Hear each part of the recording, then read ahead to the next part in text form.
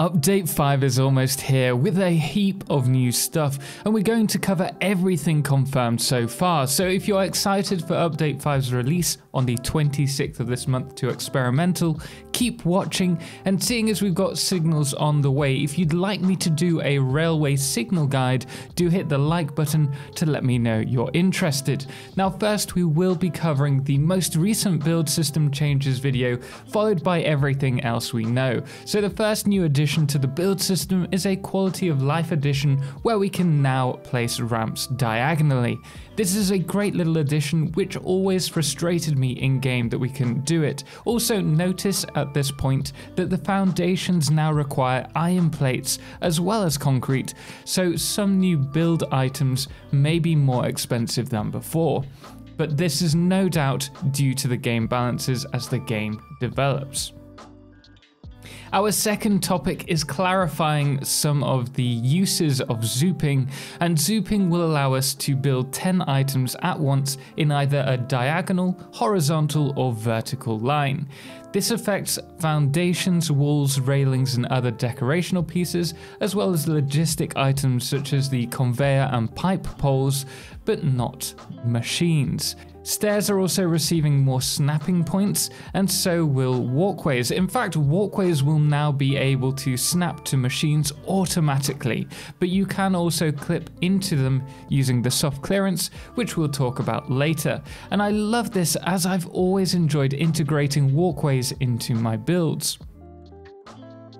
The small pillars in-game can now be connected beneath railways, and another interesting point at this moment is that these pillars are being freely placed and not bound by meter snapping points. However, it would be great to be able to use control to place pillars every few meters if we want to keep to the gridded look of our factories. The sixth new build change is one of the biggest, as foundations now have 45-degree angle rotations naturally. And if you hold control, we can now have fine rotation adjustments, which will make building circular builds so much easier for anyone. In fact, it kind of voids all of my previous guides on it, but it really is an awesome addition to the quality life of the game. We're also going to have inputs and output snapping, so we'll be able to place inputs and outputs to buildables snapping to one another. Now this will also work for pipes and pipe junctions, as well as the conveyors and buildables on conveyors such as the mergers and splitters. Now this is a beautiful addition if you struggle with pipes, because we're going to greatly be able to improve the look of them, because we're not going to struggle to find the perfect snapping point for them. You can also create perfect straight lines with conveyors and pipes by holding control as well with this. In fact, control really is becoming a magic button in this update. The next thing that Jace goes on to talk about are holograms. They're going to have customizable colors in the settings section. Now this is a nice addition for some, but super important for those who are colorblind, so thumbs up to Coffee Stains for adding this. Also note here how we're now getting hexadecimal color coding for them. This will no doubt be followed through and translated onto the paint gun as well. And finally, in the most recent building, we're given complex clearance. Now this allows us to now build machines within the empty clearance section of big builds such as the space elevator, particle accelerator and coal power plant, as well as a load of others. A great addition which I really cannot wait to play around with. So now that we know that what was covered in the most recent video, let's cover everything else from the beginning of the information we received on Update 5, starting off with the map changes. So you'll remember the first Update 5 preview was the reskinning of the Northern Forest. The biome looks beautiful in my opinion and brings a fresh renewal to the map. The good news about this is that very few parts of this biome have changed that will break your factory, such as random rocks being spawned in like we know are coming to the Dune Desert. And speaking of the Dune Desert, It is also receiving some reworks, like that big rock, but also a cool looking crater and some reskinning of the east coast. And with this, we can consider these two biomes final with a little bit of polishing. You'll also see that the caves are being reworked artistically, but not all will be done for Update 5.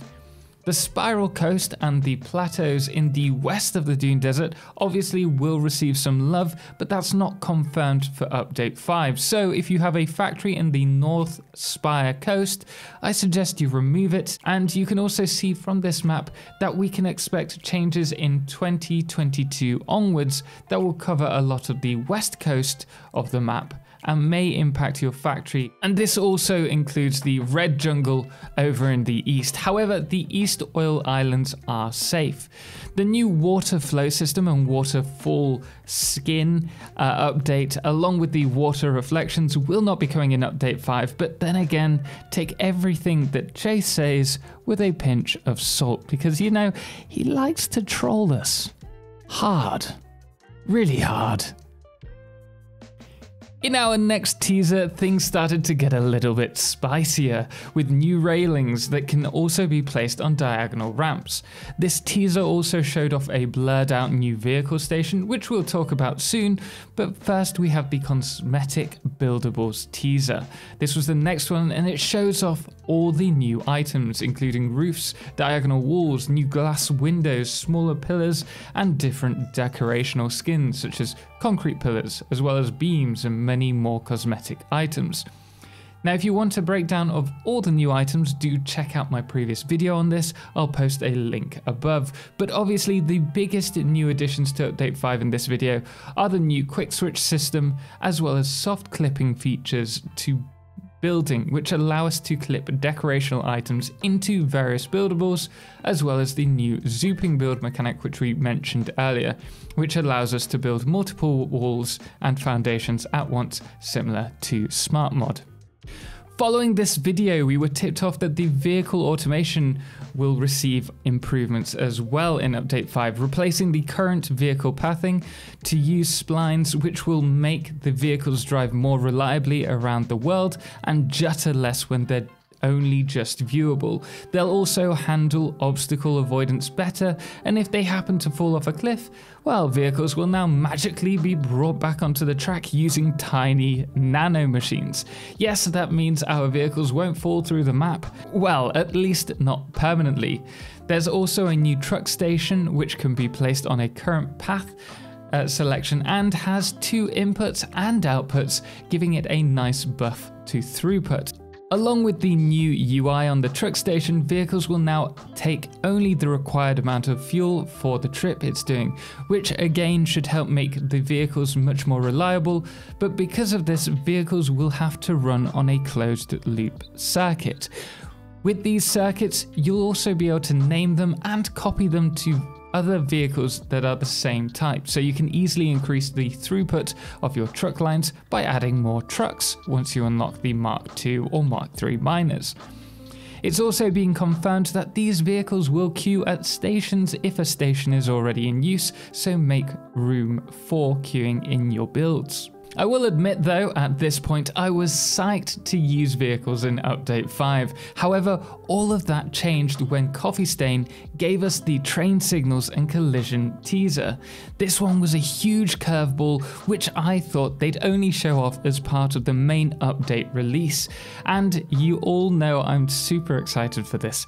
In the video we can see at least two different signal types being used in a train circuit build, before the train collides with another train at a signals junction, and the collisions look awesome, but it does raise some interesting questions about how collision will affect the game in Update 5. But one of the best sneak previews for this particular video is that the pillars on the bottom are being placed on a different axis. Now, Jace has confirmed that these small pillars snap to the sides, and I'd love to see this in action and find out what other items may be able to do this. Now, when it comes to trains, there are a few things to talk about. First, as I've mentioned in the breakdown, there are two different types of signals that we have.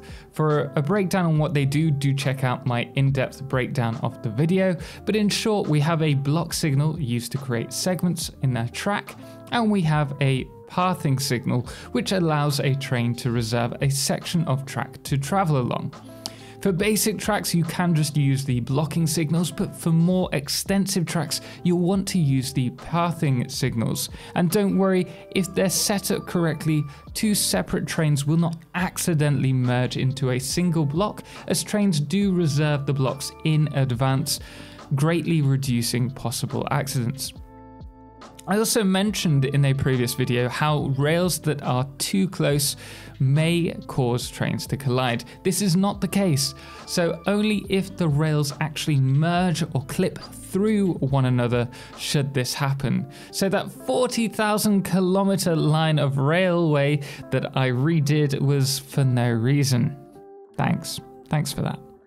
That being said, if you do have roundabouts with exceptionally large trains on the line, they may well clip into one another and cause a collision, so do bear that in mind. And when it does come to trains using stations, we were shown a new UI along with some basic logic systems allowing us to pick what items are collected or deposited by trains in a given station, as well as the option to force trains to wait for a given period of time.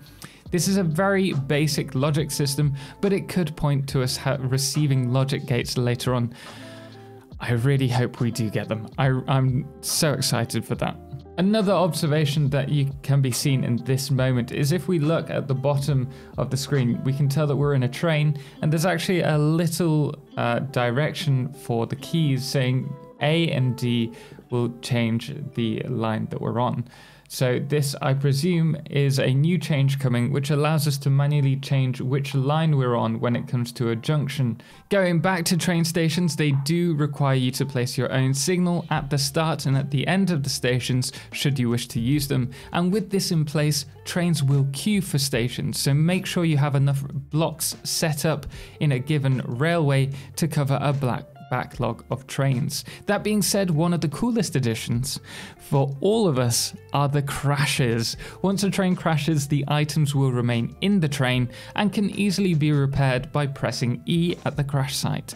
Crash sites will remain until you pick them up, so you can create a story around your map or mayhem should you wish. Just note that you won't be able to remove the track where a crash took place without repairing the track first. Because this does use a physics system, I wonder how this will affect any animals that might happen to be below our train at any one point.